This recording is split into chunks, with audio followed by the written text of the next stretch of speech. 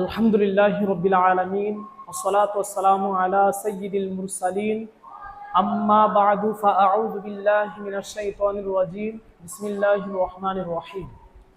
আজকে আমরা শুনব ইসলামের প্রথম খলিফা হযরত আবু বকর সিদ্দিক রাদিয়াল্লাহু তাআলা আনহু এর শান। বর্ণিত রয়েছে হযরত সাইয়্যিদুনা জুবাইর বিন আব্দুল্লাহ রাদিয়াল্লাহু তাআলা আনহু বলেন, আমরা রাসূল আকরাম সাল্লাল্লাহু আলাইহি ওয়াসাল্লামের খেদমতে উপস্থিত ছিলাম।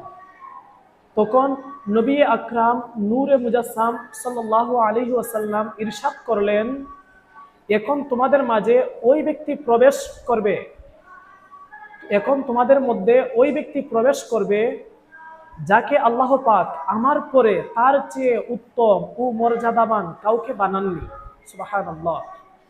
এবং তার শাফাআতে আম্বিয়ায়ে কেরাম আলাইহিমুস সালামের শাফাআতের মতো হবে, সুবহানাল্লাহ। আমরা উপস্থিত ছিলাম। ঠিক তখনই হযরত সাইয়্যিদুনা আবু বকর সিদ্দিক রাদিয়াল্লাহু তাআলা আনহু আসলেন এবং প্রিয় নবী সাল্লাল্লাহু আলাইহি ওয়াসাল্লাম দাঁড়িয়ে গেলেন আর হযরত সাইয়্যিদুনা সিদ্দিকে আকবর রাদিয়াল্লাহু তাআলা আনহুকে আদর করলেন এবং অলিঙ্গন করলেন, সুবহানাল্লাহ।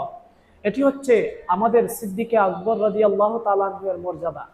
আল্লাহ পাক আবু বকর সিদ্দিক রাদিয়াল্লাহু তাআলা আনহুর ওসিলায় আমাদেরকে দুনিয়া ও আখিরাতে উত্তম প্রতিদান দান করুন। আল্লাহ পাক ইনার ওসিলায় আমাদেরকে যেন ঈমানের মিষ্টতা দান করেন, আমিন। সাল্লু আলাল হাবিব সাল্লাল্লাহু তাআলা আলা মুহাম্মদ সাল্লাল্লাহু তাআলা আলাইহি ওয়া আলিহি ওয়াসাল্লাম।